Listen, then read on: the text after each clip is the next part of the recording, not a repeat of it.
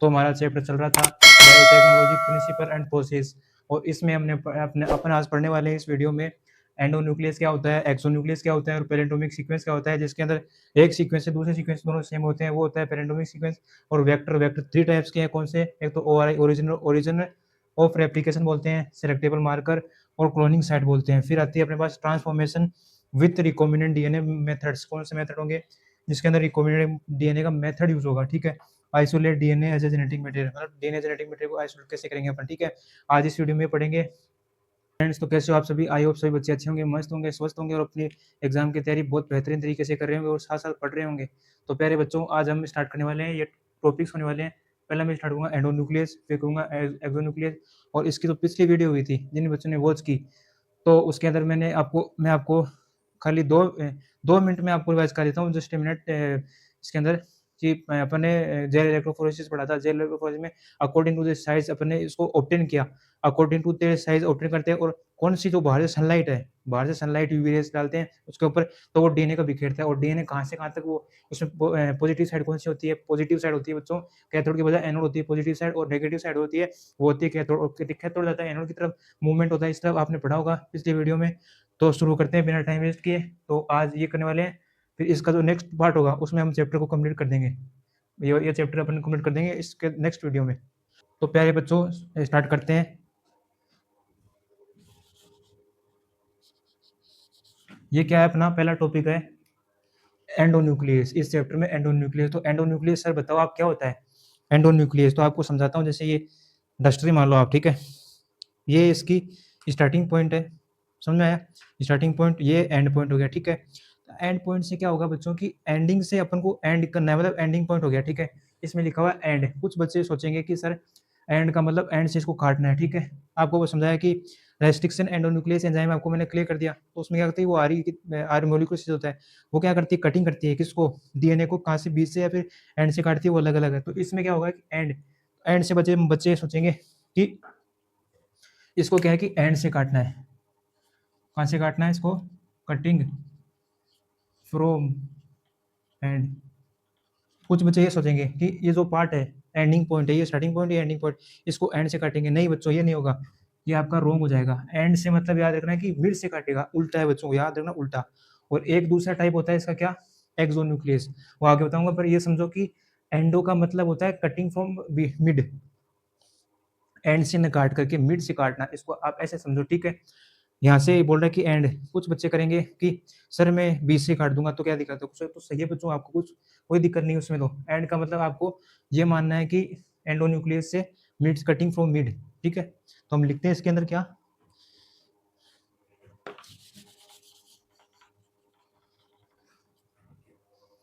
ये किसका पार्ट है, ये न्यूक्लियस का पार्ट है, ठीक है। एंडो और एक्सो, एक को टाइप है एक्सो, तो वो लिखाऊंगा तब समझाऊंगा बच्चों आपको। तो लिखिएगा इसके अंदर कि क्या, इसके अंदर एंड का, एंडोन्यूक्लियस, कटिंग, कट भी लिख सकते हो आप, कटिंग के द्वारा कट लिख दो उसके अंदर, ठीक है। तो यहाँ पे 2 पार्टीशन कर देता हूँ, यहाँ पे आपको अच्छे से क्लियर हो जाएगा 2 पार्टीशन में। तो कटिंग या फिर कट भी लिख सकते हो, कट या फिर कटिंग डीएनए। काटेंगे किसको, पूरे चैप्टर में चल रहा है कि डीएनए को काट रहे हैं, मिड से काट रहे हैं, साइड से काट रहे हैं, ठीक है। तो डीएनए की बात हो रही है यहाँ पे, ठीक है। तो कटिंग डीएनए फ्रॉम, अब इसमें बच्चों एंड आ गया ना, तो एंड से नहीं होगा, मिड फ्रॉम मिड, एंड आ गया तो मिड से काटना, ठीक है। Cutting from mid, mid point, ऐसे भी लिख सकते हो आप, कोई दिक्कत नहीं है। Cutting from mid point, cold या फिर टर्म्ड एज कोल्ड एंडोन्यूक्लियस, ठीक है। अब इसका जो सेकंड पार्ट है, आप यहाँ पे अंडरलाइन कर लेना इसको। आप बच्चों इसको याद रखना, इतना इंपॉर्टेंट नहीं है, पर आपको पता तो नहीं होना चाहिए ना कि एंड का मतलब क्या हो, इसमें कटिंग कहाँ से करेगा, मिड से कटेगा कटेगा या फिर एंड से कटेगा। इसको फिर भी आप रोंग करके आओगे, क्यों, क्योंकि आपको यहाँ से लग रहा है कि एंड से एंड है तो कटिंग फ्रॉम एंड हो जाएगा, नहीं, ये मत करके आना बच्चों, ये मिड से कटेगा, ठीक है। इसका जो दूसरा जो पार्ट है वो क्या है, वो है अपना एक्सोन्यूक्लियस, सेम है बच्चों, कोई दिक्कत नहीं है, एक्सोन्यूक्लियस, ठीक है। अब ऐसे याद रखो, एग्स, एक्सो एक्सो एक्सो एक्सो एग्जॉस्ट याद रखो, बाइक है, बाइक का एग्जांपल बता रहा हूँ आपको समझाने के लिए। एग्जॉस्ट मान लो बाइक है, बाइक चाहे कोई सी स्प्लेंडर प्लस जो भी हो, कार बाइक जो भी है वो आप समझ लो, ठीक है। आप लेनी, आपने भाई बाइक, ठीक है, बाइक ली है, ठीक है, नहीं, आपने देखा कि ये जो लास्ट वाला जो पार्ट होता है ना, जो साइलेंसर बोलते हैं उसको, तो उससे क्या है कि जो केमिकल जो प्रोड्यूस होगा या फिर जो बर्निंग सेंसेशन जो भी होगी उसमें अंदर प्रोसेस वगैरह जो चलेंगी, तब उसके अंदर से जो एनवायरनमेंट में जो पोल्यूटेंट जो धुआं निकलेगा, तो वो क्या होगा, एग्जॉस्ट द्वारा निकलेगा, ठीक है। कुछ बच्चे इसको ऐसा समझ कर बोलेंगे, फर्स्ट से कमेंट करेंगे कि कटिंग फ्रॉम एंड, ये नहीं करना बच्चों, ये दोनों भाई है पर ये इनकी बनती नहीं है, ये अपना सिद्धांत कुछ अलग देता है, ये अपना सिद्धांत कुछ अलग देता है। तो इसके अंदर होगा कटिंग फ्रॉम, इसी में था क्या, endo, cutting DNA from mid, ये मिड से काट रहा था, ये कर रहा था अपने एंड से, ठीक है। एग्जॉस्ट लास्ट का जो पार्ट है वो एग्जॉस्ट है, आप बच्चों इसको याद रख लो, बाकी आपको याद हो जाएगा। तो इसके अंदर क्या लिखेंगे, इसके अंदर अपन नोट डाउन करेंगे क्या कि कटिंग, इस चैप्टर में कटिंग डीएनए की करेंगे और किसी की नहीं होगी कटिंग बच्चों,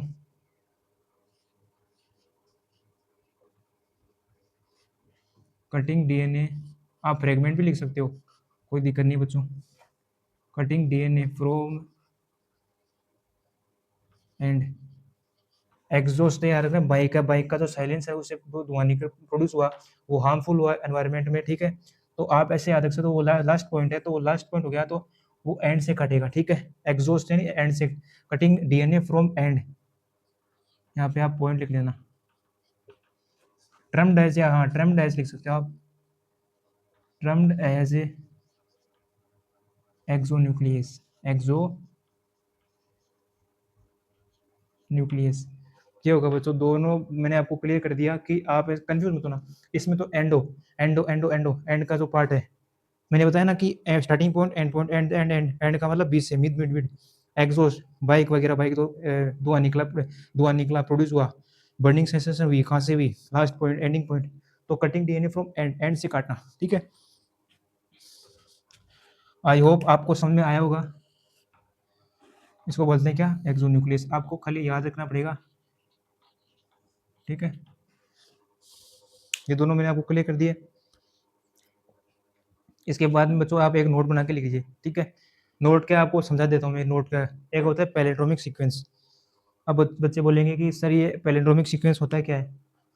बच्चों पैलिंड्रोमिक सीक्वेंस ऐसी सीक्वेंस होती है जिसके अंदर क्या करते हैं हम, जैसे डीएनए की जो वन साइड है जो 5 डैश से लेकर के चलती है 3 डैश तक, ठीक है, वो एक साइड होगी, और दूसरी जो साइड होती है वो 3 डैश से चलती है 5 डैश तक, ठीक है, वो अलग साइड होगी। तो पैलिंड्रोमिक सीक्वेंस वो होती है, आपके एनसीईआरटी में मेंशन है मलयालम एग्जांपल, तो जिसका एक पॉइंट एम है तो लास्ट पॉइंट भी एम ही आना चाहिए, उसको बोलते हैं पैलिंड्रोमिक सीक्वेंस, यानी कि एक पॉइंट सेम तो दूसरा पॉइंट भी सेम होना चाहिए, जैसे 5 डैश से चल रहा है तो 5 डैश ही होना चाहिए, उसको सीक्वेंस को बोलेंगे क्या, पैलिंड्रोमिक सीक्वेंस। तो लिखाता हूँ आपको कि पैलिंड्रोमिक सीक्वेंस होता है क्या है। प्यारे बच्चों ये इतना इंपॉर्टेंट नहीं है, पर आपके जो एग्जाम के लिए आपको बस याद रखना पड़ेगा कि पैलिंड्रोमिक सीक्वेंस होता है क्या है। पैलिंड्रोमिक सीक्वेंस, ठीक है, पैलिंड्रोमिक सीक्वेंस।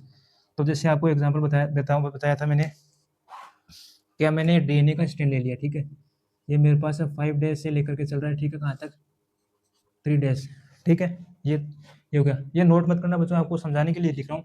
और दूसरा जो डेज सीक्वेंस है वो 3 डेज से कितने पर है, 5 डेज पर है, ठीक है, ये चल रहा है। तो इसकी क्या बताओ आप बच्चों कि 5 डेज से 3 डेज के जो सीक्वेंस है वो क्या सेम है क्या, नहीं है, तो ये नहीं होगा। अब जैसे कोई वर्ड है, जैसे आपके एनसीईआरटी में मेंशन है मलयालम, MALAYAM, लास्ट में भी एम आ रहा है और स्टार्टिंग में भी एम आ रहा है, तो इसका मतलब क्या होगा कि जो मलयालम है ना, शब्द एम है, जैसे आपको बताऊं तो ये लिखा हुआ है कि मलयालम एम, सॉरी,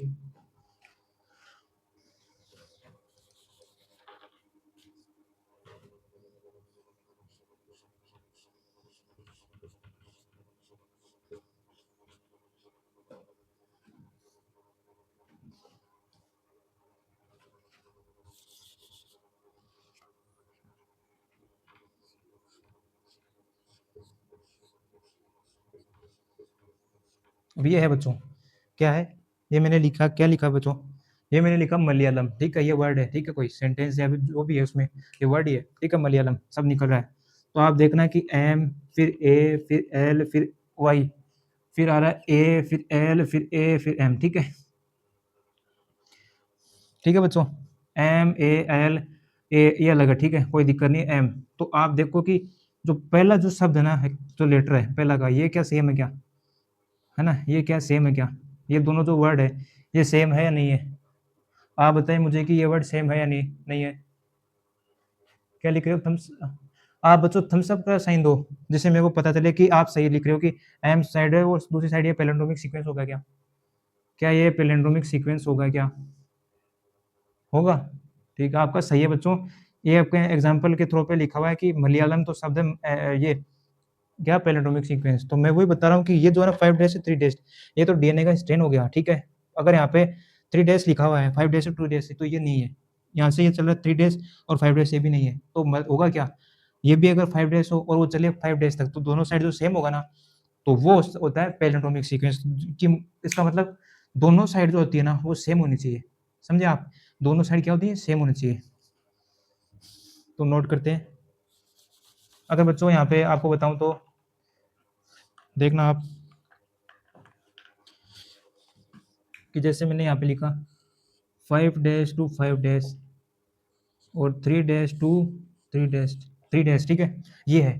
तो अब बताइए कि इसके अंदर ये सेम है क्या, पैलिंड्रोमिक सीक्वेंस होगा या नहीं होगा, होगा, ये बच्चों होगा इसमें, क्यों, क्योंकि दोनों की साइड जो क्या है सेम होती है, ठीक है, पैलिंड्रोमिक, पैरेलल से आप याद रखो, पैरेलल, पैरेलल, ठीक है, ट्रिक हो गई ये, क्या ये ट्रिक है, ठीक है, याद करने की, कि पैरेलल में जो चीज चलती है ना वो समान चलती है, दोनों साथ साथ में चलती है, तो आपको याद रखना पड़ेगा कि पैलिंड्रोमिक सीक्वेंस दोनों साइड की सीक्वेंस।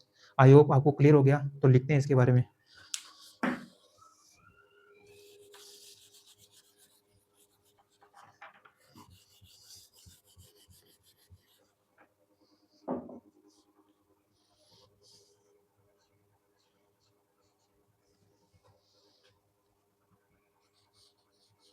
तो लिखिएगा साथ साथ में, it is a sequence, it is a sequence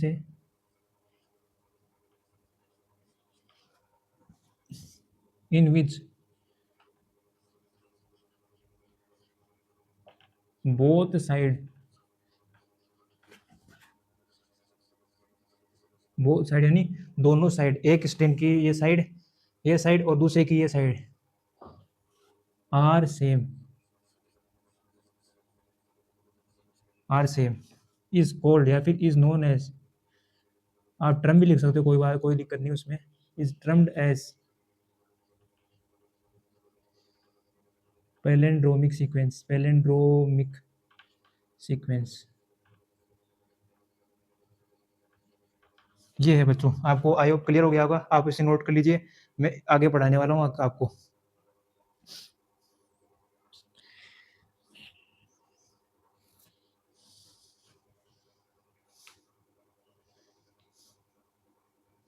देखो मैंने आपको समझाता हूँ कि मेरा जो चैप्टर चल रहा था, भाई वापस समझाते हूँ आपको, आप आराम से बोर्ड पे पहले नोट मत करिए, आप पहले फोकस रखिए समझने पर, ठीक है, मैं आपको, हम धीरे धीरे ऐसे चल रहे हैं कि क्योंकि कोई कुछ बच्चे ऐसे भी हैं कि जिनको समझ में नहीं आ रहा, क्या बच्चों समझ में नहीं आ रहा, और वो चाहते हैं कि सर आप मेरे को धीरे धीरे समझाइए, मेरा एक कमेंट में आता है एक बच्चे का कि सर आप थोड़ा जल्दी मत पढ़ाओ, थोड़ा धीरे धीरे पढ़ाओ आप, तो उसी बेसिस पे मैं बता रहा हूँ आपको, वापस बताता हूँ आपको क्या मैंने क्या लिखा है यहाँ पे, कुछ बच्चे लिख रहे हैं, नोट्स लिख रहे हैं, तो लिखने से बच्चों कुछ नहीं होगा, आप समझिएगा, तो बोर्ड पे फोकस होना चाहिए सारे बच्चों का, विशेष निवेदन है बच्चों से। तो मैं चैप्टर स्टार्ट चालू हो गया था अपना, बायोटेक्नोलॉजी प्रिंसिपल एंड प्रोसेस, इसका जो फर्स्ट पार्ट है, जिन बच्चों ने नहीं देखा या विजिट नहीं किया, तो प्लीज़ इस जो ये आइकन है इस पर जरूर विजिट करें, इसका जो पिछला जो पार्ट है वो जरूर देखें बच्चों, इस वीडियो को देखोगे तभी आपको ये वीडियो दूसरा समझ में आएगा। तो क्या करते हैं, पहला मैंने स्टार्ट किया एंडोन्यूक्लियस, है ना, एंडोन्यूक्लियस, इसका मतलब क्या होता है, एंड मतलब अपन करते हैं एंडोन्यूक्लियस, न्यूक्लियस से याद रखो बच्चों कि अपन न्यूक्लियस है तो किसको काटना है, किसको, इस चैप्टर में डीएनए को काटना होता है, ठीक है, एंड है तो एंड से कुछ बच्चे याद रखेंगे कि एंड से काटो, पर ये ऐसा नहीं होगा, इसके अंदर लॉजिक लगेगा, तो एंड का मतलब होगा कि मिड से काटना, समझ में आया, एंड से, तो यहाँ मैंने क्या लिखा कि cutting DNA from mid point, mid से कट करेंगे। ये जो भाग है डीएनए का, ठीक है, आप समझो डीएनए कैसा भी प्रकार हो सकता है, ठीक है, गोल हो सकता है, स्क्वायर हो सकता है, ट्राइंगल हो सकता है, सर्कल हो सकता है, जो भी आप मानो, जिस भी प्रकार से मानो, ठीक है, लंबा भी हो सकता है ना। तो mid point, cutting to mid point, बीच से अपन को इसको कट कर रहे हैं, कट कर दिया, दोनों पार्ट हो गए। तो वो क्या होता है कि कोल्ड एंडोन्यूक्लियस, ठीक है। अब आती है बात दूसरा, ये समझ आ गया होगा कि कटिंग को, डीएनए को कट करते हैं मिड से, तो वो हो गया एंडोन्यूक्लियस। कंफ्यूज मत होना बच्चों कि एंड आ गया तो एंड से कटेगा, नहीं, इसमें अलग करना है, ठीक है। एक्सोन्यूक्लियस, अब इसका दूसरा भाई हो गया एक्सोन्यूक्लियस, दोनों में बनती नहीं है, ये कुछ और बताता है, ये कुछ और कहता है। तो क्या मतलब है इस चीज़ का, दोनों के समर्थन करेंगे तभी तो कोई कार्य होगा। कोई काम बताता है कि तू ये कर ले, फिर दूसरा कहता है कि मैं ये नहीं करूँगा, तू ये कर ले, तो दोनों सहयोग नहीं दे रहे तो वो क्या करेंगे, कुछ नहीं करेंगे, उन्होंने अपना अपना सिद्धांत दे दिया, ठीक है। तो वो क्या है कि एक्सोन्यूक्लियस, वो भी सेम सेम बात है। एक्सोन्यूक्लियस तो एग्जॉस्ट, आप याद रखो एग्जॉस्ट, धुआं प्रोड्यूस करने वाला, है ना। हिंदी मीडियम से बच्चे कुछ देख रहे होंगे तो उनको बोलते हैं धुआं। धुआं मतलब जो निकलता है ना, किससे, किससे, जो बाइक है या फिर जो ट्रक है, जो भी व्हीकल है, तो उससे जो एग्जॉस्ट, जो बाहर लास्ट पार्ट होता है ना, टायर के जो पास होता है, तो उससे क्या होगी, जो बनने जो, जब स्कूटी या फिर जो बाइक है वो चलेगी, चलेगी तो इंजन काम करेगा, इंजन काम करेगा तो जो ऑयल है वो बर्न होगा तो वो एग्जॉस्ट से द्वारा बाहर निकलेगा, अलग अलग ऐसे ग्रुप में, वो एनवायरमेंट में रिलीज हो जाएगा। तो उस रिलीज होने की कौन सा प्रोडक्ट है, वो एग्जॉस्ट। एग्जॉस्ट से आप याद रखो cutting DNA from and, cutting DNA from and, bike का जो एंड पार्ट है वो एंड पॉइंट, कटिंग डीएनए कहाँ से करेंगे, कट करेंगे एंड पॉइंट से, ठीक है। ये term as exonuclease. I hope आ गया होगा आपको समझ में। आपको बस इतना ये एक याद रखना पड़ेगा। आप जिन बच्चों को ये इसमें समस्या आ रही है, नहीं आ रहा है, तो आप बच्चों एक इसी जो एक मैंने बताया आपको, इसके जो भाई है, तो उसको याद कर लो आप। ये अपना अगर एग्जाम में नहीं पूछा तो कोई दिक्कत नहीं, ये पूछ लिया तो आपको क्या जाना, कोई दिक्कत नहीं, आपका आंसर हो जाएगा। अब बात हो रही थी थर्ड पॉइंट की, कौन सी, टॉपिक वाले, तो पैलेंड्रोमिक सीक्वेंस। पैलेंड्रोमिक सीक्वेंस, तो पैलेंड्रोमिक का मतलब, जैसे कोई भी चीज़ है, ये दोनों मार्कर है, ठीक है, ये दोनों मार्कर है, पैलेंड्रोमिक सीक्वेंस पहचानना है, ठीक है, कि ये पहले पैलेंड्रोमिक सीक्वेंस होंगे या नहीं। आप स्टैंड मान लो, आप सेंटेंस मान लो, जो भी है, तो ये इतना लंबाई है, इसकी भी ये सेम ही लंबाई है, ठीक है, लेंथ बोलते हैं इसको, लेंथ जिसकी भी, इसकी भी सेम है, इसकी भी सेम है, दोनों की सेम है, वो एक ही सिचुएशन पे स्टेट है, पैरेलल साइड, तो पहले ही चलते रहेंगे। तो आप ऐसे ट्रिक से याद रख सकते हो कि पहले पैरेलल ड्रोमिक सीक्वेंस, सीक्वेंस दोनों पहले ही चलेंगे, ठीक है। मैंने क्या लिखा कि it is a sequence in which both sides are same, दोनों की साइड आर सेम होगी, दोनों पैरेलल चलेंगे, ट्रिक हो गई ये। इज टर्म्ड एज, या फिर इज कॉल्ड एज, या फिर इज नोन एज, ऑल्सो लिख सकते हो आप, एज पैलेंड्रोमिक सीक्वेंस, ठीक है, ये पैलेंड्रोमिक सीक्वेंस हो गया। इसका एग्जांपल आपके एनसीईआरटी में लिखा हुआ है मलयालम। जो मलयालम का सेंटेंस स्टार्टिंग में जो कैपिटल लेटर से जो शुरू होता है वहीं से एंड होता है। इसका एग्जांपल लिखाता हूँ मैं, पैलेंड्रोमिक सीक्वेंस का एग्जांपल।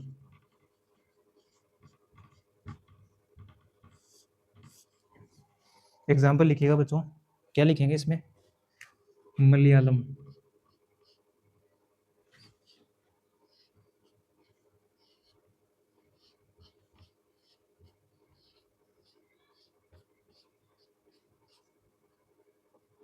ठीक है, ये नाम है, ठीक है। अब आपको बताता हूँ, जो पहले बता चुका हूँ कि ये एम है, ये लास्ट वाला पॉइंट सेम है, तो दोनों सेम ही होंगे ना, क्या दोनों सेम होंगे ना, तो उसको बोलते हैं पैलेंड्रोमिक सीक्वेंस, दोनों साइड पैरेलल है या फिर सेम है, ठीक है।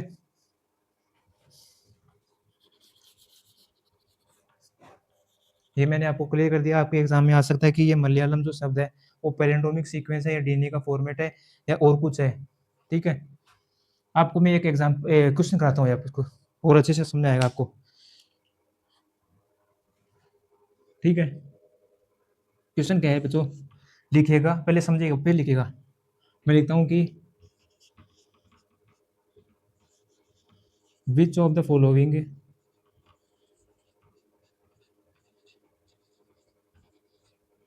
विच of the following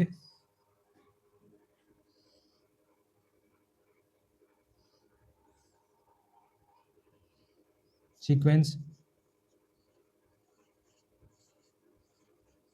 are called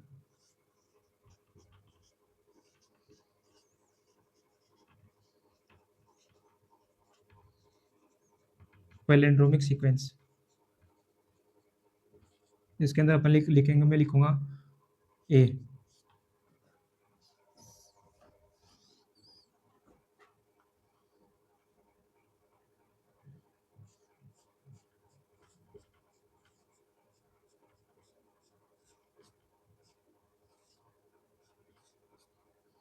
B,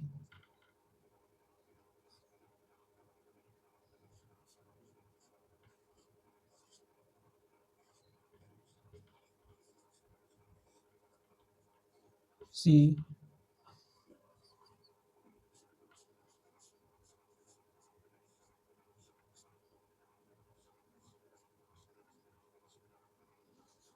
D.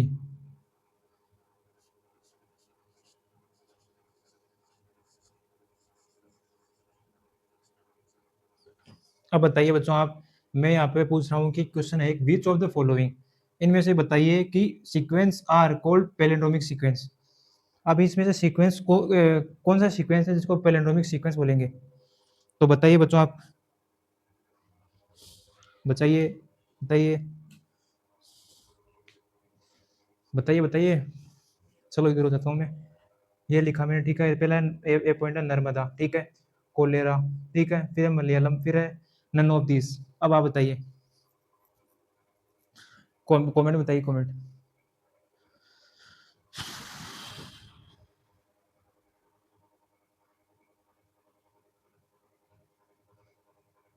Malayalam? क्या बच्चों मैं मलयालम को नो कर दूं? क्या मैं सी को लो कर दूं?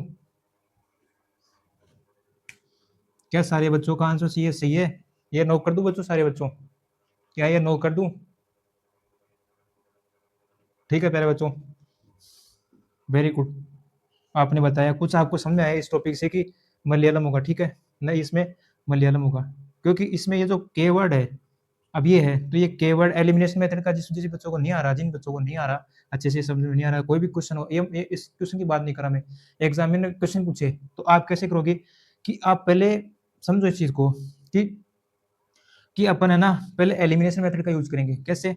अब ये नन ऑफ दिस है, वो आपको कंफ्यूज करने के लिए नन ऑफ दिस देगा। पहले आप पढ़ो कि कुछ ऊपर वाला कुछ बता रखा है, ठीक है, ये कोलेरा, यार मेरे को तो ये भी हो सकता है, ये भी हो सकता है, तीनों है, लास्ट वाला नन ऑफ दिस। बच्चों नन ऑफ दिस कभी भी नहीं होगा, नहीं होगा बच्चों, कभी भी नहीं होगा, क्योंकि एग्जामिनर आपको कंफ्यूज करने के लिए देता है ये, और नन ऑफ दिस आप करके आते हो तो आपका रॉन्ग हो जाता है, फिर आता है और यार ये तो नन ऑफ दिस नहीं करना चाहिए था। तो वही बता रहा हूँ कि आप एलिमिनेशन का मेथड का यूज कीजिए। पहले आप समझिए कि ये इसके रिलेटेड है क्या नहीं है, क्या इससे रिलेटेड है नहीं है, अगर है तो आप इसे ऐसे थोड़ा समझिए, ठीक है। इसको 50% कर दो, है ना।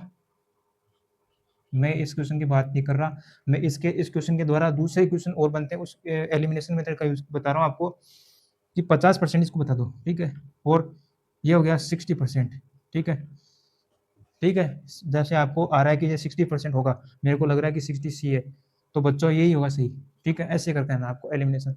और फोर्थ वाला पता ही नहीं है कि मेरे को आ रहा है कि नहीं आ रहा, नहीं है इसमें, मेरा पढ़ावा ही नहीं है इसमें, ये कि होगा या नहीं होगा, आपको शॉर्ट ही है कि नहीं होगा, तो इसको यहाँ से रिमूव कर देना, वो सबसे बढ़िया मेथड है। फिर 50% वाला, ये भी नहीं आ रहा यार, इसको भी रॉन्ग है।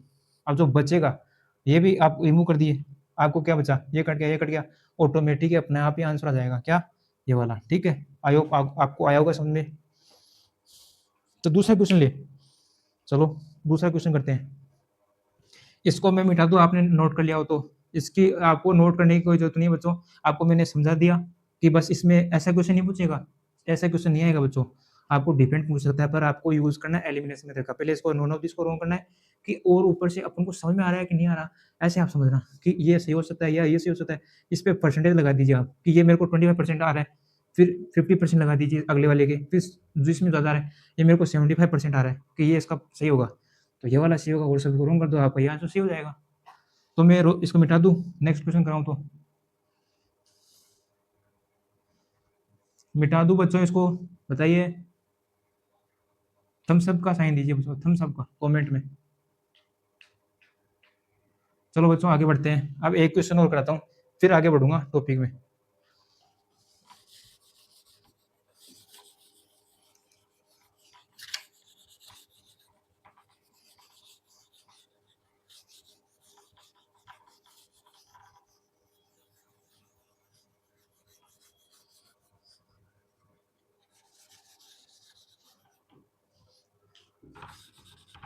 इसका एग्जांपल लिख लिया होगा मलयालम पैलिंड्रोमिक सीक्वेंस का, आपके एनसीईआरटी में मेंशन है। अगर यहाँ पे आप नहीं लिख पाओ तो बुक से नोट कर लेना बच्चों। वैसे ये इतना इंपॉर्टेंट नहीं है, अगर आ गया तो पता होना चाहिए कि यार ये हो सकता है कि नहीं हो सकता।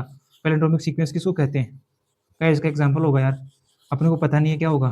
फिर आप वहाँ पे एलिमिनेशन यूज करोगे। बच्चों हर समय एलिमिनेशन मेथड का यूज नहीं होता है। जैसे 100 मार्क्स का एमसीक्यू है ना, 100 क्वेश्चन है और 100 एमसीक्यू वही है, ठीक है, एबीसीडी। उसमें आप कुछ भी नहीं पढ़ के गए, ठीक है।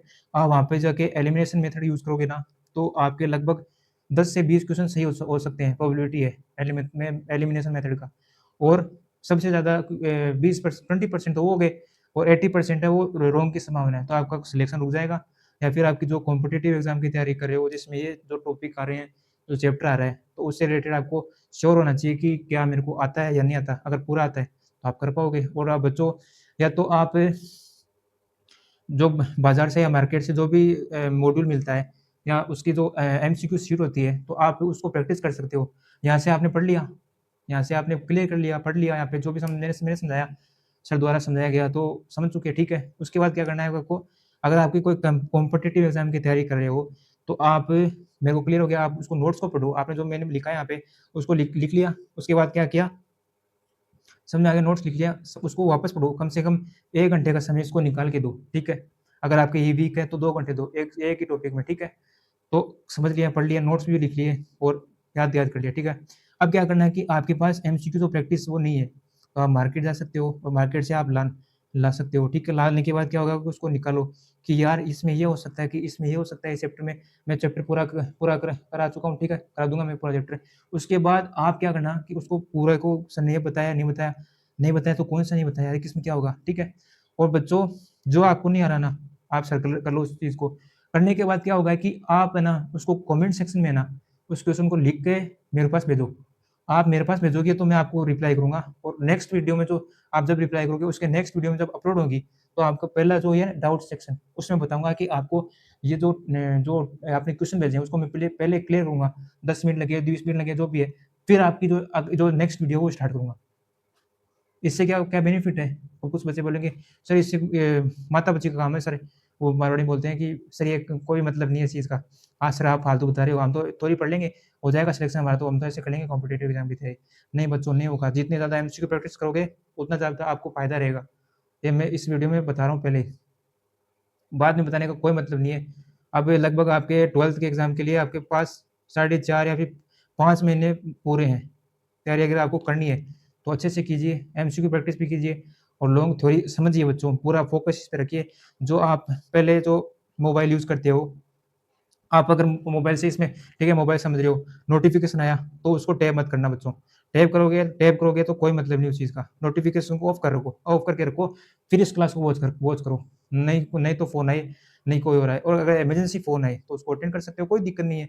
मैं तो ये कह रहा हूँ कि पूरा फ़ोकस, अगर बच्चों डिस्टर्बेंस नहीं होगा, पूरा फ़ोकस इस पे रहेगा, तो आपको 100% श्योर बोलता हूँ मैं कि आपको अच्छे से समझ में आएगा। और आपको अच्छे से समझ में आएगा तो आपका और उसुक कॉन्फिडेंस आएगा, ठीक है? जिसको बोलते हैं उसुक बढ़ना, ठीक है? हौसला बढ़ेगा, और हौसला बढ़ने से क्या होगा कि आपको और आगे जिज्ञासा होगी जानने की, सर आप क्या बता रहे हो और मेरे को प्रैक्टिस करनी चाहिए, नहीं करनी चाहिए? आप बच्चों कमेंट सेक्शन में ज़रूर करना। इसकी ये जो वीडियो जब एंड तक जब ज़रूरत तक देखोगे ना, एंड तक, उसके बाद क्या होगा कि आप जैसे आपको समझ में आ गया, नहीं आया तो कमेंट सेक्शन में कीजिए। प्लीज़ बच्चों, मैं आपसे रिक्वेस्ट करता हूँ कि आप एंड तक ज़रूर देखें इस वीडियो को और कमेंट सेक्शन में ज़रूर रिप्लाई करें बच्चों। आप वीडियो को वॉच करके स्किप मत कीजिए। आप वीडियो को वॉच करके स्किप करोगे तो हमको कोई मोटिवेट नहीं मिलेगा, कोई आपको समझ में नहीं आएगा।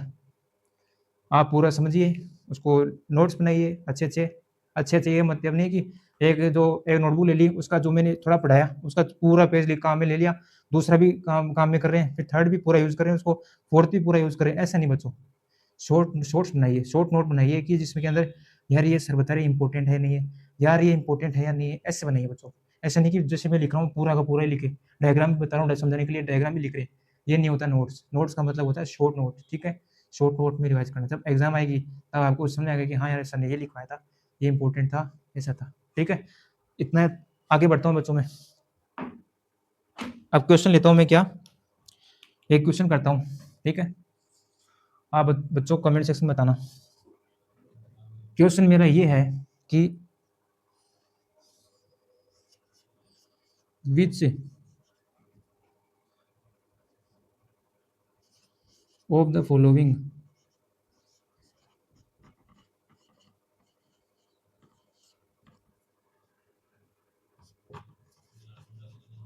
ट्रम कट है, ट्रम के बाद कट है, cut cut DNA from mid.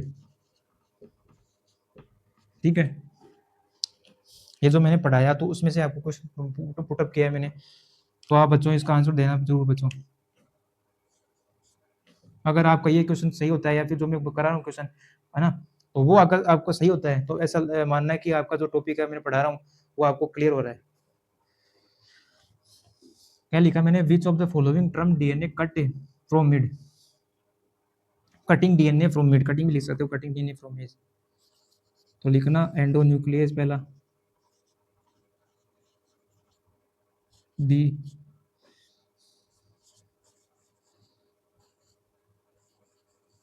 Palindromic sequence,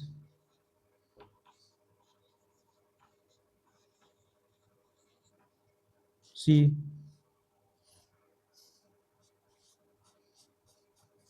DNA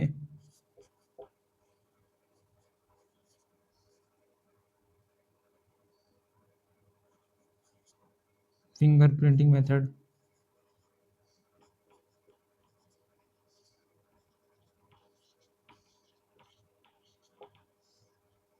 fourth D option है क्या,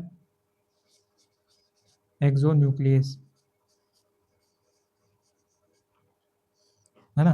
अब क्या है कि मैंने बताया कि which of the following term cut DNA from mid, अब आता है मिड में बी से काटना। अब ऑप्शन इसके अंदर क्या है कि पहला मैंने लिखा एंडोन्यूक्लियस, ठीक है, फिर लिखा है पैलिंड्रोमिक सीक्वेंस, फिर लिखा है मैंने डीएनए फिंगरप्रिंटिंग मेथड, ठीक है, फिर एक्सोन्यूक्लियस। मैं थोड़ा बड़ा लिखता हूँ कि आपको और अच्छे से क्लियर हो सके।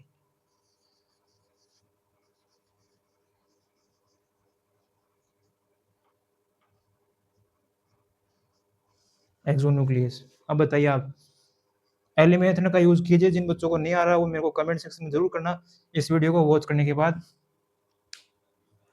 और आने वाले समय में मैं लाइव लेने वाला हूँ, आपसे रिक्वेस्ट कर रहा हूँ बच्चों, आप कम से कम 50 सब्सक्राइब जरूर कीजिए जिससे मैं लाइव ले सकूँ आपका सेशन। और मैं बेहतरीन ऑफर लाने वाला हूँ आने वाले समय में आपके लिए, गिफ्ट सरप्राइज देने वाला हूँ आपको। विच of the following term cut DNA from mid, mid से डीएनए को कौन काटेगा, ये डीएनए है, इसको बी से कौन काटेगा, पहला है एंडोन्यूक्लियस, क्या एंडोन्यूक्लियस काटेगा, नहीं काटेगा, नहीं, ऐसा समझना, ठीक है। आप दीजिए, मैंने एक मैं इसका बता चुका हूँ कि एंडोन्यूक्लियस नहीं काटेगा। अब आप बताइए इनमें से तीनों में से कौन सा होगा, ये तो नहीं होगा, सॉरी बच्चों, एंडो, एंड का मतलब एंड से काटना नहीं, मिड से, ठीक है, ये होगा इसका आंसर, क्या एंडो, मिड से। मैंने आंसर बता दिया आपको, मिड से पूछा तो एंडोन्यूक्लियस आंसर होगा इसका, ठीक है। और फिर पैलिंड्रोमिक सीक्वेंस, आप ऐसे आइडेंटिफाई कर सकते हो कि क्या सर बता रहे हैं कि डीएनए फिंगरप्रिंटिंग मेथड कहाँ यूज होगा यार, कहाँ यूज हुआ, ये तो अभी तो टॉपिक कराया नहीं सर ने अभी तक। फिर पैलिंड्रोमिक सीक्वेंस, वो तो उसके अंदर है, किसमें, मलयालम में यूज है। थर्ड है एक्सोन्यूक्लियस, एग्जोस्ट, एग्जोस्ट, एंड यहाँ पे है मिड, और ये वाला नहीं हो सकता, कुछ करेंगे कि एक्सो आ गया तो मिड कर दो, नहीं, ये रॉन्ग हो जाएगा आपका, ठीक है, ये वाला रॉन्ग हो जाएगा, ये रॉन्ग है ही, ये भी रॉन्ग है ही। और मिड आ गया ना, मिड बीच से काटने वाला, एक्सो, एक्सो से आधे को एंड से काट, ठीक है, एंडो, ये एंड आ गया, एंड से तो मिड काटेगा, ठीक है, तो इसे लॉक कर दीजिएगा, ये आपका आंसर सही होगा। आई होप आपको समझ आ गया होगा। ऐसे क्वेश्चन मिलेंगे बच्चों आपको, और थोड़ा टिपिकल पूछ सकता है आने वाले समय, और टिपिकल आपके लिए बनाऊंगा मैं एमसीक्यू, और आपको एमसीक्यू जो सीट है प्रैक्टिस वाली, वो लास्ट समय में आपको मैं प्रोवाइड करने वाला हूँ। तो बताइए आपको आ गया, समझ नहीं आ गया, थम्स अप का साइन जरूर कीजिए बच्चों, थम्स अप का।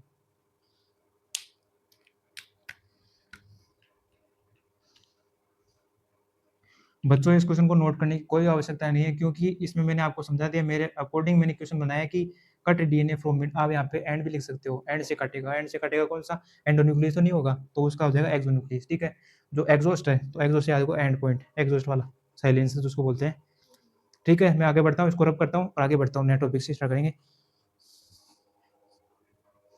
अपना नया जो दूसरा टॉपिक होने वाला है,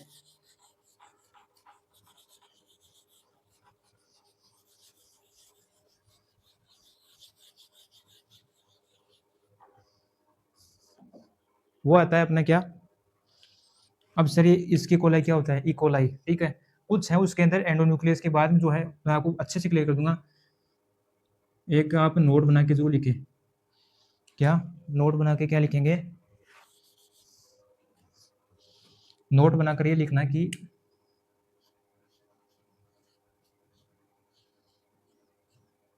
आपको याद रहे नोट, बच्चों में जो नोट लिखता हूँ ना वो वेरी वेरी मोस्ट होते हैं। हर नोट पे मैं इंपॉर्टेंट नहीं लगा पाता, स्टार मार्क कर देता हूँ, तो उससे आप समझना कि ये इंपॉर्टेंट है बच्चों, ठीक है। नोट में क्या है कि एक तो वर्ड है इकोलाई, समझाता हूँ, लिखना मत बच्चों, ई को आर आई, फर्स्ट आई बोलते हैं, फर्स्ट बोलते हैं, ठीक है। ई से इकोलाई, इसके स्क्रिया कोलाई होते हैं, ठीक है, स्क्रिया कोलाई होता है ना, ठीक है। नंबर ऑफ स्ट्रेन, क्या नंबर ऑफ स्ट्रेन, ई फिर सी ओ, फिर सी ओ को क्या लेंगे अपन, सी ओ फिर आर आई। इसको ये बार बार डिस्टर्ब कर रहा है, इसको थोड़ा साइड कीजिए इसको, जिससे मैं बच्चों को और क्लियर अच्छे से समझा सकूँ। ये मेरे को बच्चों ये डिस्टर्बेंस हो रहा है। ई कोलाई की बात करें तो ई कोलाई क्या है, इसको एस्के कोलाई बोलते हैं, ठीक है, इसका पूरा नाम एस्के कोलाई है। तो ई कोलाई में क्या है, ये पार्ट है जीनस, क्या ये जो ई पार्ट है ना वो जीनस है, ठीक है। ये हो गया अपना क्या, स्ट्रेन, लिखता हूँ बच्चों आपको,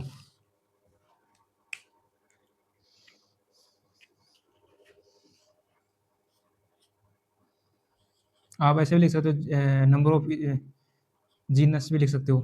फिर ये सी ओ है ना, ये सी ओ को क्या बोलते हैं,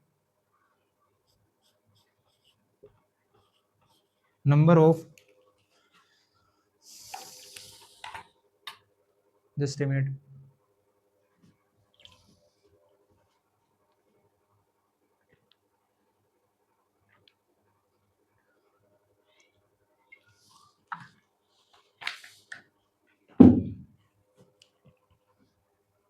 हाँ तो बच्चों ये क्या है कि जीनस हो गया, ठीक है। एक को विशेष करके बोलते हैं जीनस। नंबर ऑफ स्पीसीज, ये हो जाएगा सीओ, क्या नंबर ऑफ स्पीसीज, यहाँ पे नीचे लिख रहा हूँ नंबर ऑफ स्पीसीज। और ये वाला जो आर है ना, आर पार्ट, इसको क्या बोलेंगे, number of strain, number of strain. और ये जो आई है ये मैं यहाँ पे नोट कर रहा हूँ, आई को क्या बोलेंगे, ये लास्ट वाला पॉइंट है ना आई, इक्वल आई में, तो ये क्या इसको डिनोट करेंगे रोमन नंबर से, ठीक है। 1 है, 2 है, रोमन नंबर से, रोमन नंबर से, ठीक है। आगे होगा आपको समझ में, ऐसा क्वेश्चन पूछ सकता है। मैच द कॉलम में पिछले साल बच्चों को क्वेश्चन पूछा था कि इकोराई का बताइए, जिसको बोलते हैं इकोराई को क्या बोलते हैं, नंबर ऑफ स्पीसीज बोलते हैं, या फिर को क्या बोलते हैं, जीनस बोलते हैं क्या, आर को क्या बोलते हैं, स्टैंड बोलते हैं क्या। तो ये इसका सीक्वेंस है, ये इंपॉर्टेंट भी बच्चों, ये एमसीक्यू में बनेगा और आ सकता है इस बार भी, क्या इससे क्या याद रखना, जीनस, इससे रखना जीनस, नंबर ऑफ जीनस, या फिर जीनस भी लिख सकते हो आप, जीनस। फिर आएगा क्या, को को से याद रख स्पीसीज, को से स्पीसीज याद रखना। आप इसे बार बार अपनी नोटबुक में नोट करोगे ना तब आपको अच्छे से और समझ आएगा, ठीक है। आर को क्या नोट करते हैं, and number of strand, strand number of strand are, ठीक है। और जो आई लास्ट वाला पॉइंट बच गया आई, उसको बोलते हैं रोमन नंबर। आपने छोटी क्लासेस में पढ़ा होगा, मैं फर्स्ट या सेकंड क्लासेस में पढ़ा है कि आई फर्स्ट सेकंड थर्ड फोर्थ ऐसे लिखते हैं ना बच्चों, कैसे ऐसे डिनोट करते हैं ना, ये फर्स्ट हो गया, फिर ये सेकंड हो गया, ये थर्ड, ये फोर्थ, ये फिफ्थ, ये सिक्स्थ, ये सेवन्थ, फिर ये एट्थ, फिर ये नाइन्थ, फिर ये 10th। ऐसे देखा होगा आपने, फर्स्ट सेकंड थर्ड, जैसे अपन आप छोटे बच्चे करते हैं ना ऐसे, फर्स्ट सेकंड थर्ड अपनी नोटबुक में बनाते हैं ना तिल्ली से, या फिर जो प्रोजेक्ट होता दिया होता है उनका बनाते हैं, ग्लू वगैरह से चिपकाते हैं उनको, और ऐसे लिखा होता है ना फर्स्ट सेकंड क्वेश्चन, तो वही है ये रोमन नंबर, आई का मतलब रोमन नंबर, ये रोमन नंबर हो गए, इसे आपको बता दिया। तो नोट कर लीजिए बच्चों, इसको नोट ऐसे सीधा आप अपने नोटबुक में ऐसे सीधा बना लीजिए, या फिर मैं अच्छे से दिखाऊंगा बच्चों, नोट मत करना आप, और अच्छे से इसको लिखाऊंगा यहाँ पे। बस आप तो ये बताओ कि कमेंट सेक्शन में आपको समझ में आ रहा है या नहीं आ रहा, बस ये कमेंट कीजिए। इस वीडियो के बाद जरूर करना बच्चों, जिससे मेरे को अच्छा फील हो, मोटिवेट मिले मुझे ऐसा भी लगे कि बच्चे कमेंट भी कर रहे हैं और बच्चे पढ़ भी रहे हैं, और मैं उनके लिए अच्छा लेके आऊँ। आपको जीरो से पढ़ा रहा हूँ बच्चों, बेसिक आपको पढ़ा रहा हूँ कि number of species, number of strain, genus कौन सा होगा, क्या होगा, ठीक है। तो मैं लिखता हूँ, आप नोट करना अब, ठीक है। पहला होता है क्या, ई, CORI, ठीक है। ये दोनों साथ हो गए, ठीक है। ठीक है मेरे बच्चों, ये मैंने दोनों को है ना CO, तो दोनों को साथ में रखा है। तो नोट करो बच्चों, इसको क्या बोलते हैं अपन, रोमन नंबर, जैसा कि मैंने आपको बताया है, रोमन नंबर, ठीक है। ये जीनस हो गया, ये CO क्या होगा, number of species, number of species, ठीक है। आर को क्या बोलेंगे, आर को बच्चों, आर का पूछेगा, इस बार पूछेगा जरूर, number of strain, number of strain बच्चों, इस बार पक्का पूछेगा आर वाला, मुझे ऐसा लगता है कि ये पूछने वाला है इस बार। आप इसे ऐसे मेरी तरह नोट कर लेना इसको, ठीक है।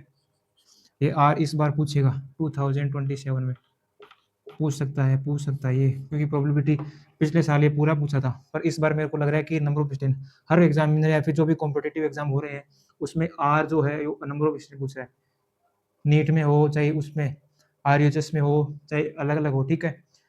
उसमें MCQ बन सकता है कि आर को क्या बोलेंगे, फिर अलग आ जाएगा, पेरिडोमिक सीक्वेंस आ जाएगा, सेम नहीं आएगा, पर इसका जो आपको मैच करने का आना चाहिए कि ए का बी कौन सा होगा, मतलब आर से नंबर ऑफ स्टूडेंट बोलते हैं। ये आप बच्चों याद ही कर लो ना इसको, कोई दिक्कत नहीं है। को बोलेंगे, CO को बोलेंगे, स्पीसीज को स्पीसीज, ठीक है। जीनस, नंबर ऑफ जीनस हो गया स्टार्टिंग वाला, और ये तो रोमन नंबर सबको याद है बेसिक नॉर्मल। तो ये बस दो याद करने हैं आपको, जीनस, जीनियस, आप ऐसे याद, जीनियस पहले स्टार्टिंग में जीनियस, जीनियस आएगा। जीनियस, जीनियस कौन होता है, जीनियस आप बच्चे हो, जीनियस क्या हो, आप बच्चे हो जीनियस, तो सबसे पहले आप आओगे, ठीक है। जीनियस, जीनियस आ गया, ठीक है। फिर नंबर ऑफ स्पीसीज आएगा बाद में, याद रखना। फिर नंबर ऑफ स्ट्रेन आ गया, आर को बोलते हैं नंबर ऑफ स्ट्रेन। इसमें कंफ्यूज मत होना कि को स्ट्रेन बोलेंगे या फिर आर को क्या बोलेंगे, स्पीसीज बोलेंगे, इसमें कंफ्यूज मत हो जाना बच्चों। अगर इसमें कंफ्यूज हो गए तो आपका एक या फिर जो शॉर्ट मार्क है वो कैंसिल हो जाएगा, शॉर्ट मार्क्स वाला जो वन शॉर्ट है ना, वो रॉन्ग हो जाएगा। तो मैंने आपको क्लियर कर दिया कि आर जो नंबर ऑफ स्ट्रेन होता है, ये नोट कर लीजिए ऐसे।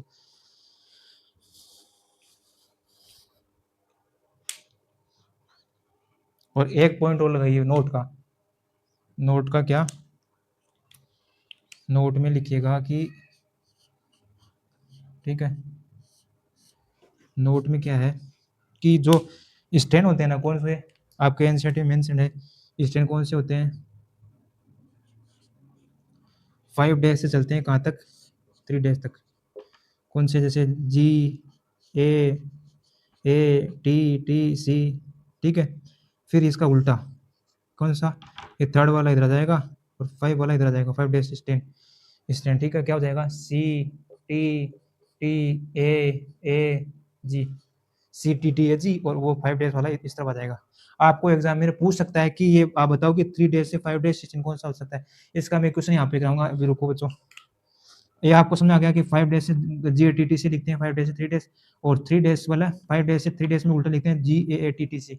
आ गया होगा आपको समझ में। तो एक क्वेश्चन लिखाता हूँ यहाँ पे, क्वेश्चन क्या है कि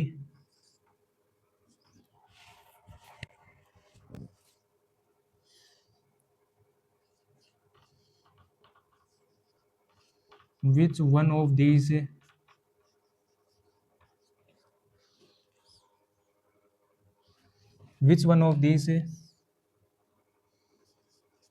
is correct, क्या सही है, इज करेक्ट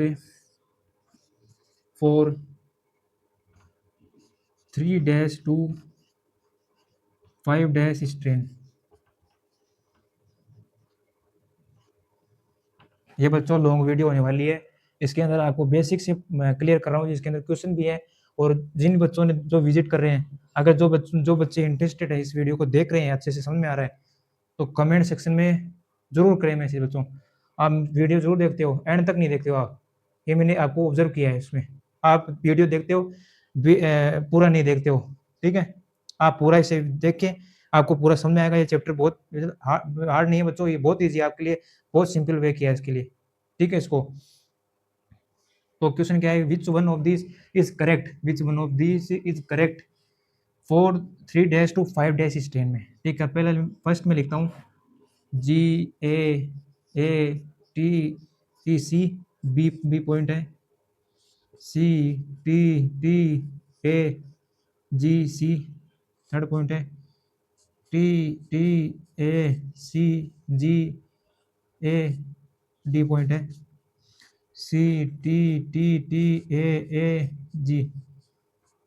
अब बच्चों बताइए आप, क्या मैंने क्या लिखा, विच वन ऑफ द फॉलोइंग, नहीं विच वन ऑफ दिस, अब की बार फॉलोइंग नहीं लिखा मैंने, विच वन ऑफ दिस, इसमें कौन सा इज करेक्ट, ये कौन सा करेक्ट है फॉर 3 to 5 ये दिमाग में रखना बच्चों की 3 to 5 यार, 5 to 3 तो मैंने GAATTC लिखा था, तो 3 to 5 इसका उल्टा होगा, कौन सा होगा इसमें से आप बताइए। GATTC, CTTAGC, AGC, ठीक है, फिर TTAGA, फिर CTTAAG, ठीक है। आप इसे बताइए, आप पहले नोट मत कीजिए, आप बताइए। आप ऐसा नहीं पूछेगा, पर पूछ सकता है कि आपको यहाँ पे 3 लेके और दूसरे तरीके से पूछ सकता है। बताइए बच्चों, कमेंट में बच्चे बताइए क्या होगा इसमें। ऊपर करना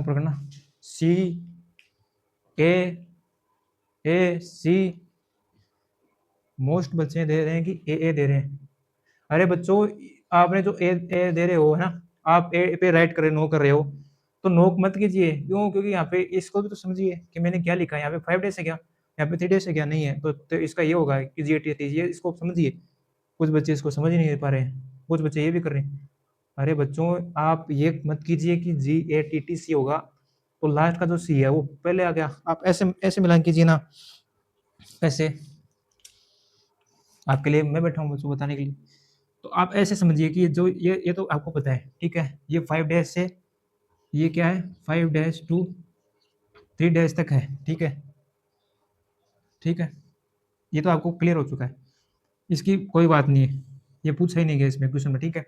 पूछा ये गया है कि 3 to 5 कौन सा है, तो 5 की बात करते हैं, तो 5 में जी पहले था, कुछ बच्चे सी कर रहे हैं, ठीक है, कुछ ऐसे कर रहे हैं कि सी है तो सी है, जी है तो जी है, फिर ए, तो ये कहाँ पे बच्चों मैच हो रहा है इसमें, सी है। बताइए आप, अगर इस तरफ से ले अपन सी, ठीक है, सी, फिर टी भी सेम हो गया, ठीक है, टी फिर सी है, ये भी ए, फिर ये ए की जगह जी हो गया, जी की जगह सी हो गया, तो ये भी रॉन्ग हो गया। एलिमिनेशन मेथड का यूज़ कीजिए। फिर होता है अपने पास क्या, ये तो पता है कुछ GTTC, ठीक है। इसमें ए कहाँ पे है बच्चों, जी में, जी के बाद में ए भी नहीं है, क्योंकि 5 है, 3 है, तो 3 में थोड़ी आएगा, तो ये सी होगा, तो सी की जगह ए होगा, कहाँ पे होगा, नहीं होगा। जी है, नहीं है, डी है, सी है, टी है, ये भी नहीं है, ए भी नहीं है, टी है, टी या तो कोई बनी सेंस ही नहीं बन सकता, तो ये भी नहीं होगा। अब बच्चा लास्ट वाला, ये दोनों रॉन्ग हो चुके हैं, कोई एक तो ऑप्शन सही होगा ना। अब अगर आप वहाँ पर ये लास्ट वाला जो ऑप्शन देते हैं, है ना, अगर ये भी सही नहीं होगा, आपने एलिमिनेशन मेथड का अच्छे से यूज़ किया, लास्ट वाला भी वो भी नहीं हो रहा, तो आप उसे टिक करके आना। क्यों टिक, इसलिए करके आना कि आपका क्वेश्चन सही हो जाएगा, क्वेश्चन सही हो जाए। अगर आप क्वेश्चन वहाँ पे टिक नहीं करोगे, आपको हमारे नहीं डालो भरोगे, फिल नहीं करोगे, हिंदी में भरोगे, फिल नहीं करोगे, तब क्या होगा कि एग्जाम में जो होमवर्क शीट जो कंप्यूटर बेस पे चेक होती है ना, वो चेक नहीं कर पाएगा कि आपने क्वेश्चन किया ही नहीं है, वो अनकाउंट करेगा इसको। तो देखें कि ये सही होगा नहीं होगा। जी का 3 से लेकर के 5 तो पहला शब्द कौन सा आएगा, पहला जो सेंटेंस है इसमें कैपिटल में कौन सा आएगा, इसमें देखो 3 वाला है, ये सी है, तो ये सी आ रहा है क्या, ये जी टी है, तो ये आ रहा है क्या, ये टी आ रहा है, ये आ रहा है क्या, ये आ रहा है क्या, ये आ रहा है, ये आ रहा है क्या, ये जी, ये भी आ रहा है, तो इसका आंसर ये होगा। कंफ्यूज मत हो बच्चों, इसको क्लियर करो कि GTTAC उल्टा, कुछ बच्चे बी बता रहे हैं, कुछ बच्चे ए कर रहे हैं। अब ये सी तो कुछ बहुत कम बच्चे कर रहे हैं, सी नहीं सॉरी डी, बहुत बच्चे कम कर रहे हैं। जब तो बताता हूँ कि थोड़ा अच्छे से समझिए क्वेश्चन को, अच्छे से पढ़िए, कि ये एग्जामिनर क्वेश्चन पूछ क्या रहा है। वो कुछ बच्चे ऐसे हैं कि क्वेश्चन को अच्छे से समझते नहीं है, फिर ऑप्शन में करके आते हैं B C B C B C, टूका, मारवाड़ी में बोलते हैं टूका देना और कुछ भी। तो वो सही मेथड नहीं है बच्चों। कोई आपको बोलता है ना कि टूका, इस ट्रिक से लगा दो टूका, मैं 100% बोलता हूँ कि इस वीडियो के माध्यम से कि लगभग 100 में से 100 में से अगर 100 MCQ आएंगे और कुछ बोलते हैं कि टूका, आप टूका करके आना, लगभग 15 क्वेश्चन सही हो जाए तो हो जाए, ज़्यादा नहीं होंगे बच्चों, ये मेरी गारंटी है। टूके से बिल्कुल भी नहीं होंगे। अगर कोई बोलता है ना कि मेरे टूका से सिलेक्शन हो चुका है, नहीं होगा।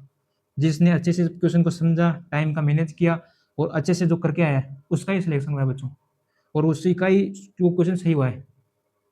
अब इसको आप पढ़ते नहीं, 3 डेज तो देख लिया, अब सीधा करते हैं, देख चुके हैं बाद में ठीक कर देते हैं, कोई दिक्कत नहीं है, ये हो जाएगा, ये हो जाएगा, देख लेंगे बाद में, देख लेंगे तो ये भी ठीक हो गया। ऐसा नहीं होता बच्चों, पूरे को समझिए, आपको और आइडिया मिलेंगे कि यार ये भी हो सकता था क्या, इससे वो एग्जामिनर और पूछ सकता था क्या। आपको ये पेपर का लेवल पता चल जाएगा उसी समय, आप जब पेपर करोगे तो उसी समय पेपर का लेवल पता चल जाएगा। तो आगे बढ़ते हैं बच्चों, ये आप नोट कर लेना, ये बच्चों नोट कर लेना, ये भी नोट कर लिया होगा आपने। यहाँ पे मैं जो नेक्स्ट टॉपिक अपन कर रहे थे वो करूंगा, और ये इसका क्वेश्चन हो गया, तो नोट कीजिए बच्चों इसको।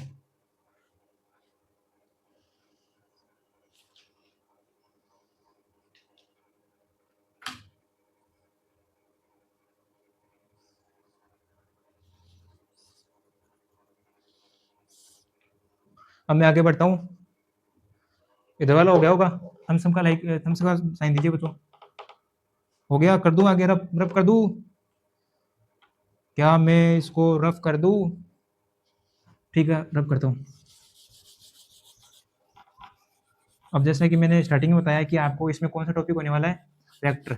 जो मैंने इसकी जो पिछली वीडियो उसमें बता नहीं पाया था आपको, 3 जो थे वेक्टर। अब वेक्टर क्या होता है, वेक्टर में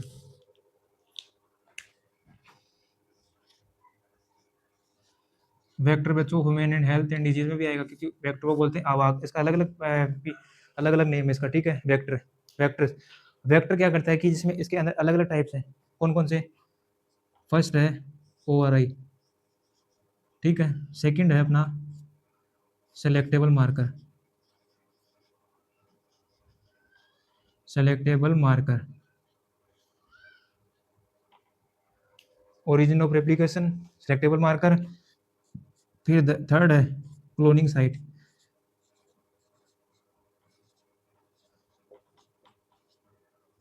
जो फर्स्ट वाला है मैं वो लेने वाला हूँ कि पहले समझाने वाला वेक्टर कौन सा है। वेक्टर आवाक, वेक्टर क्या करता है कि जैसे ये क्या करता है कि डीएनए की जो रेप्लिकेशन कॉपी है वो बनाता है कितना, 15 to 20 कॉपीज बनाता है, ठीक है। वो होता है वेक्टर। वेक्टर के अंदर टाइप है ओरिजिन ऑफ रेप्लिकेशन, इसको क्या बोलेंगे, ओरिजिन ऑफ रेप्लिकेशन। तो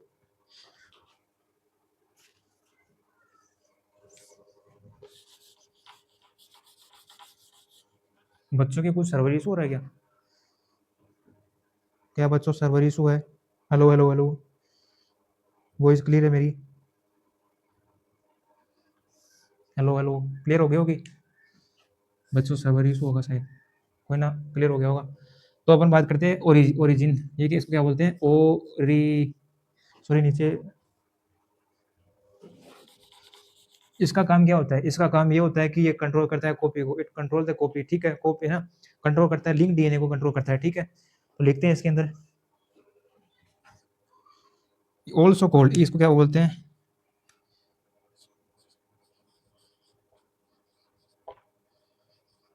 it is also called as a, बच्चों में पहले पहले ही आपको बता देता हूँ कि ये जो वीडियो है जो आप देख रहे हो वो लंबी होने वाली है। जिन भी बच्चों को अगर नहीं देखना, विजिट नहीं करना कि अच्छा नहीं पढ़ा रहा, वैसा नहीं पढ़ा रहा, तो आप छोड़ के जा सकते हो, कोई दिक्कत नहीं, कोई मनाही नहीं है। और जिन भी बच्चों को समझना है वो समझते रहे अच्छे से, उसको कोई दिक्कत नहीं है। जिसको लगे बोरिंग पढ़ा रहे हैं क्या, आप और भी प्लेटफॉर्म है, कोई दिक्कत नहीं, आप बच्चों जहाँ से पढ़ना चाहते हो वहाँ से पढ़ो, कोई दिक्कत नहीं। आपको कोई फोर्स नहीं कर रहा पढ़ने के लिए कि आप हमारे चैनल पर जरूर पढ़े, ऐसे पढ़े, कोई दिक्कत नहीं, आप छोड़ के जा सकते हो, कोई दिक्कत नहीं बच्चों। कुछ क्यों मैं इसलिए बता रहा हूँ क्योंकि कुछ बच्चे कमेंट करें सर कितनी देर की क्लास हो रहा है, सर कितनी देर की क्लास हो बची है, कितना टाइम और बचा है सर, 1 घंटे की होने वाली है, 1.5 घंटे की होने वाली है। तभी मैं आपको बता रहा हूँ कि जो बच्चा नहीं पढ़ना चाहता, इसको नहीं तो बीच में से छोड़ के जा सकता है, कोई दिक्कत नहीं।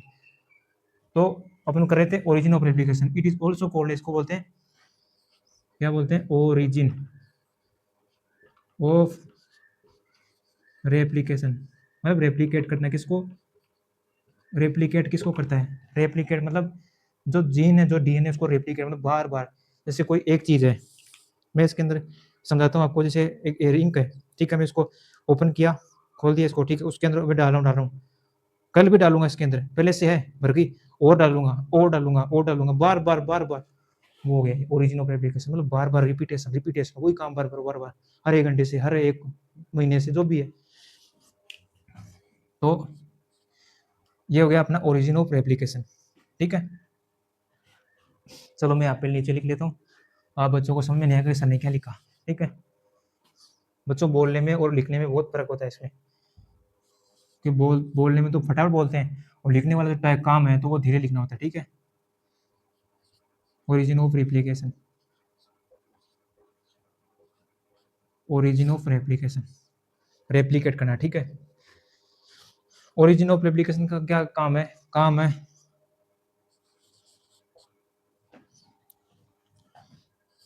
इट कंट्रोल, ये क्या करेगा, कंट्रोल करेगा किसको, it control the copy number, copy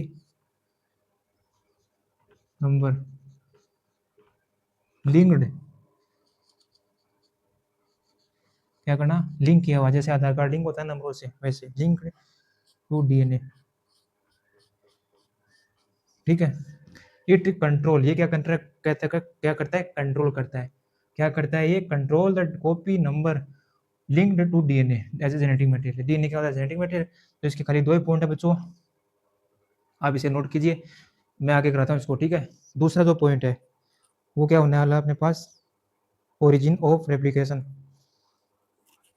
और वेक्टर इसमें कौन सा यूज होगा, कौन सा बच्चों, बताइए बताएं, बैक्टीरियोफेज, सर्वन सर्वन सर्वन, ऊपर स्क्रॉल कीजिए इसका, सर्वन सर्वन, बैक्टीरियोफेज और प्लाज्मिड डीएनए, वेक्टर कौन सा यूज होगा,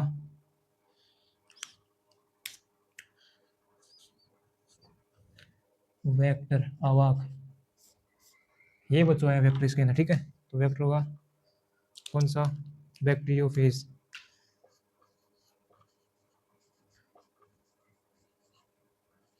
बैक्टीरियोफेज एंड प्लाज्मिड,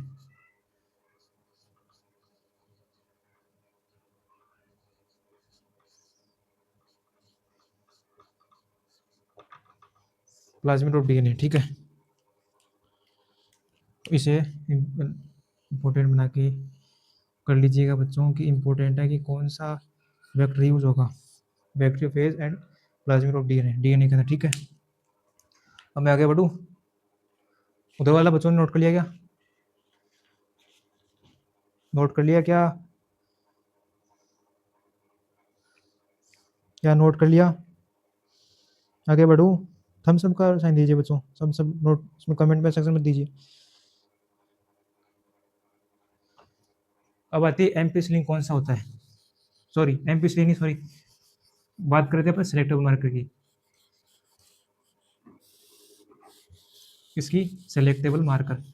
अब ये सर सिलेक्टेबल मार्कर क्या होता है, सिलेक्टेबल मार्कर, सिलेक्टेबल मार्कर बताइए सर क्या होगा, अपन जिसको सिलेक्ट करते हुए, ठीक है, उसके अंदर अलग अलग बताऊंगा आपको कौन कौन से इसके सिलेक्टेबल हो सकते हैं, सिलेक्टेबल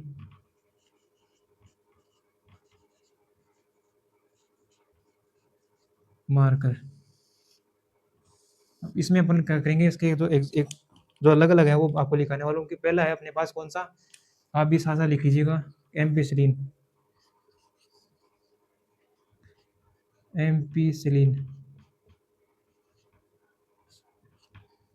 ठीक है, AMPICILLIN, ठीक है, एम्पिसिलिन।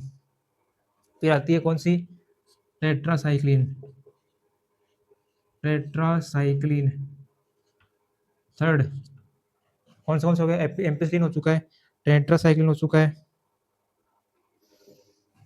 थर्ड है केनामाइसिन, ठीक है। ये तीनों बच्चों, आप इसे इसमें इतना ही है कि सिलेक्टिव मार्कर कौन कौन से हैं, तो ये आपको याद रखना पड़ेगा कि एम्पिसिलिन, टेट्रासाइक्लिन, केनामाइसिन, ठीक है। और फिर फिर जो थर्ड पार्ट होता है इसका, क्या थर्ड पार्ट, क्लोनिंग साइट।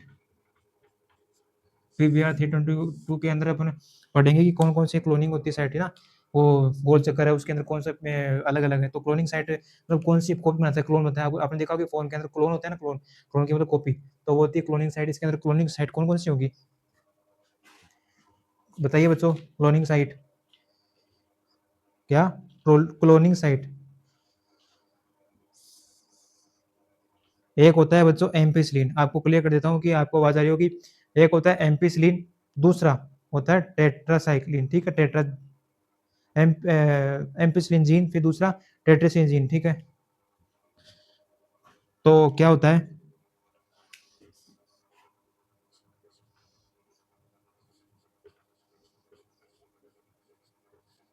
एक तो ये जीन होती है, दूसरी दूसरी कौन सी होती है, टेट्रासाइक्लिन, ठीक है। इसका पूरा नाम टेट्रासाइक्लिन हो गया, ठीक है। टेट्रा में कौन सा होता है, बताइए टेट्रा में कौन सा होगा। हम्म, टेट्रा में कौन सा होगा, टेट्रा में बाम एज फर्स्ट, ठीक है। दूसरा साल एज फर्स्ट, सॉरी साल फर्स्ट, ये दोनों होंगे, ठीक है। आप नोट कीजिएगा इसको, टेट्रासाइक्लिन में बाम में एच आई फर्स्ट होता है, दूसरा होता है साल एच आई फर्स्ट। बच्चों यहाँ पे थोड़ा बहुत यहाँ पे मैं ऊपर नीचे लिख रहा हूँ, पर कोई दिक्कत नहीं, आप सही से लिख लेना। एच आई एच फर्स्ट होता है और साल फर्स्ट होता है, ठीक है। फिर क्या करेंगे अपन, फिर इसमें आएगा अपना क्या, एम्पिसिलिन जीन। एम्पिसिलिन जीन इसके अंदर क्या होगा, पीवीयू फर्स्ट और पीएसटी फर्स्ट, ठीक है। इसको मैं सही नोट डाउन कर देता हूँ, कोई दिक्कत नहीं आपके लिए।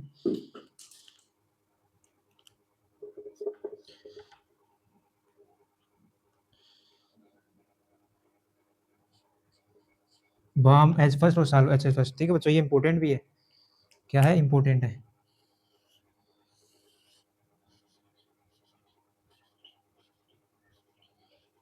ठीक है, एग्जाम पॉइंट ऑफ व्यू से। तो बच्चों मैं बता रहा था कि वेक्टर में अपन कर रहे थे origin of replication, origin of replication. आप बच्चों फोकस रखिए इस पे, और ध्यान दूसरी जगह ध्यान मत दीजिए। It is also cold origin of replication बोलते हैं, ठीक है। ये मैंने बता दिया आपको, कोई दिक्कत नहीं है, ये भी इंपॉर्टेंट है। आ सकता है कि origin of replication, origin of replication vector है, क्या है वो, ऐसे पूछ सकता है, ठीक है। ओरिजिन ऑफ रेप्लिकेशन की तो क्या होगा, वेक्टर, ठीक है, वेक्टर का पार्ट है, टाइप बोल दो। It convert, it control the copy number, ये क्या करता है, कंट्रोल द कॉपी नंबर, कौन सा, origin of replication link to DNA, DNA से लिंक होता है वो, तो वो करता है, ठीक है। अब वेक्टर कौन सा होगा, bacteriophage and plasmid of DNA, plasmid of DNA. फिर उसके बाद अपन करते हैं इसका सेकंड पॉइंट, सेकंड, सॉरी यहाँ पे सेकंड लिख देता हूँ, आप इस कर लेना करेक्शन इसमें। सेकंड ये था सिलेक्टेबल मार्कर। तो सिलेक्टेबल मार्कर के अंदर कौन कौन से नाम होते हैं, जिसके अंदर होता है, एक तो होता है एम्पिसिलिन, दूसरा होता है टेट्रासाइक्लिन, फिर कैनामाइसिन, फिर आता है अपने पास क्लोनिंग साइट। सॉरी बच्चों यहाँ पे थर्ड पॉइंट लिखना, थर्ड पॉइंट बना के, ये होता है क्लोनिंग साइट, आ गया। क्लोनिंग साइट कौन सा होता है, इसमें होता है, एक तो होता है फर्स्ट होता है एम्पिसिलिन जीन, है ना, ऐसे लिखते हैं अपन, ठीक है। और आगे अपन नेक्स्ट वीडियो में चर्चा करेंगे। एम्पिसिलिन जीन, फिर पीवीयू फर्स्ट और पीएसटी फर्स्ट, ये बच्चों यहाँ पर एस है, यू नहीं है, यहाँ पे एस है, पीएसटी फर्स्ट। और दूसरा है क्या, टेट्राजीन, टेट्राजीन होता है। तो बाम एच फर्स्ट और एस ए एल साल, साल फर्स्ट, इसको एल है ये, यू नहीं, साल फर्स्ट। फर्स्ट क्या होता है, ये फर्स्ट, फर्स्ट क्या लिख रहा हूँ, फर्स्ट क्या है, फर्स्ट मैंने आपको बताया कि ये रोमन नंबर होगा, ठीक है, फर्स्ट इसके अंदर, ठीक है, ठीक है। तो इसके अंदर मैं बता दिया आपको, आई होप आपको क्लियर हो गया होगा और समझ में आ गया होगा। तो प्यारे बच्चों, मैं इस सेशन को करता हूँ यहाँ पर एंड, और मिलते हैं नेक्स्ट वीडियो में।